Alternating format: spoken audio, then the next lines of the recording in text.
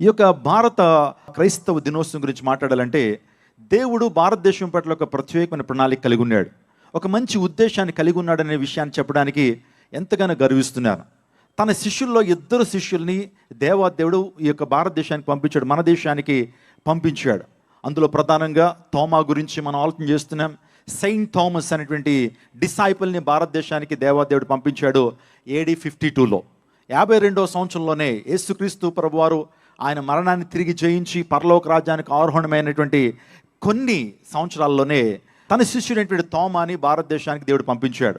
ఆ తర్వాత మరొక శిష్యుని కూడా, అతని పేరు బర్తిలోమై, ఆ వ్యక్తిని కూడా దేవాదేవుడు భారతదేశానికి పంపించాడు. అతన్నే నతనీయేల్ అని కూడా పిలుస్తారు.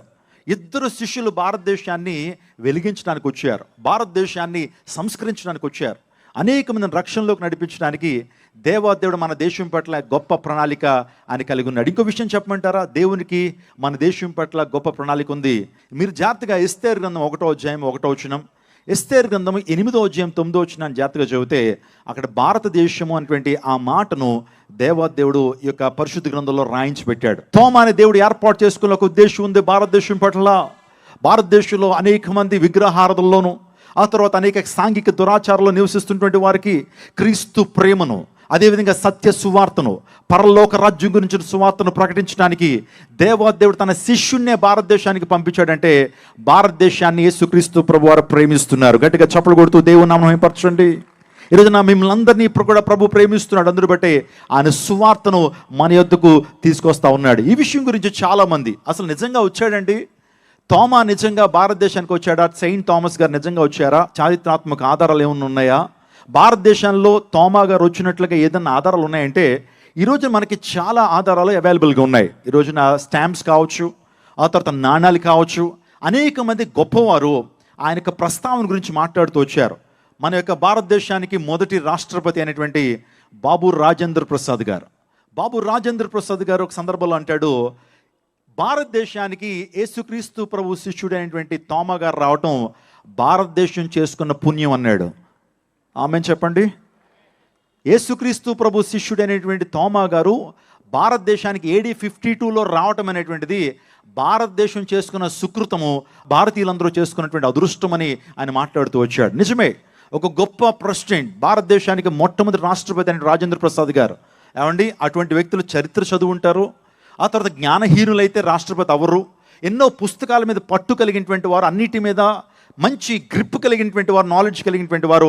అతనికి ఒక విషయం అర్థమైంది ఏంటంటే, సెయింట్ థామస్ భారతదేశానికి వచ్చి ఆ టైంలో అనేక మందిని యేసుక్రీస్తు ప్రభు బిడ్డలుగా మార్చి 7 ప్రాముఖ్యమైన సంఘాలని ఆ మొదటి శతాబ్దంలోనే కట్టాడు. మీకు తెలుసా, ఈ ప్రపంచంలో అతి పురాతనమైనటువంటి మందిరం, అతి పురాతనమైన క్రైస్తవ మందిరం భారతదేశంలోనే మొట్టమొదటిసారిగా ప్రపంచవ్యాప్తంగా ప్రారంభించబడిందనంటే దేవాది దేవుడు భారతదేశం పట్ల ఒక ప్రత్యేకమైన ప్రణాళిక కలిగి ఉన్నాడనే విషయం మనకు అర్థం కావాలి.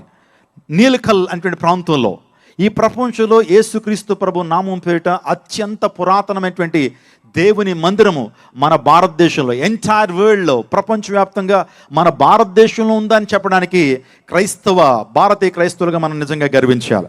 అది అమెరికాలో కాదు, యూరప్లో కాదు, లేకపోతే ఆఫ్రికాలో కాదు. యేసుక్రీస్తు ప్రభువు నామం పేరిట కట్టబడిన మొట్టమొదటి దైవిక మందిరం అంటే దేవుని మందిరం మన భారతదేశంలో, కేరళలో కొండల ప్రాంతంలో నీలకల్ అనే ప్రాంతంలో ఈ యొక్క మందిరాన్ని మనం చూస్తూ ఉంటాం. కావాలంటే మీరు ఎవరైనా గూగుల్ చేసుకోగలిగితే అత్యంత పురాతనమైనటువంటి మందిరం ఎక్కడ ఉంది, అది ఏ ప్రాంతంలో సిచ్యువేట్ అయింది, లొకేట్ అయిందని మీరు ఒకసారి గూగుల్ని అడిగితే ఆ గూగుల్ తల్లి మీకు చెప్తుంది ఖచ్చితంగా. అంటే మీరు ఎందుకు ఈ విషయాన్ని చెప్తున్నానంటే, చాలామంది ఈ రోజున యేసుక్రీస్తు ప్రభువారు ఆయన విదేశీయుల దేవుడు, యేసుక్రీస్తు ప్రభువారు బ్రిటిష్ వాళ్ళ దేవుడు, యేసుక్రీస్తు ప్రభువారు ఆయన అమెరికా వాళ్ళ దేవుడు అని అంటారు. వాస్తవానికి అమెరికా అనేటువంటిది ఎప్పుడు పుట్టింది? క్రిస్టఫర్ కొలంబస్ అనేటువంటి ఒక సముద్ర యాత్రికుడు. ఆయన అమెరికాని 1480 సంవత్సరంలో కనిపెట్టాడండి. అంటే 1480 సంవత్సరాల వరకు అమెరికా దేశం అనేది దానికి మనుగడ లేదు. కానీ భారతదేశం ఎప్పటి నుంచో ఉంది. యేసుక్రీస్తు ప్రభువారు అమెరికా అనేటువంటిది కనుగొనక క్రితమే తన శిష్యుడంటి తోమాని ప్రపంచానికి లేకపోతే భారతదేశానికి పంపించి మనలందరినీ వెలిగింప చేయడానికి దేవుడు ప్రణాళిక కలిగి ఉన్నాడు. అంటే AD 52లో ఆయన వచ్చాడు. అంటే యేసుక్రీస్తు ప్రభువారు ఆయన మరణించి పునరుత్థానమైనటువంటి కొన్ని దినాల్లోనే ఆయన శిష్యుడైనటువంటి తోమా వచ్చి మన భారతదేశాన్ని వెలిగించాడు. చాలా విషయాలు మీరు వింటూ వస్తున్నారు. నిజంగా తోమా గారు ఆయన దక్షిణ భారతదేశపు కేరళ రాష్ట్రంలో మలబార్ అనేటువంటి తీరానికి ఆయన వచ్చాడు. సువార్త చేసే సంఘాలను స్థాపించినట్లుగా మనం చాలా విషయాలు వింటున్నాం.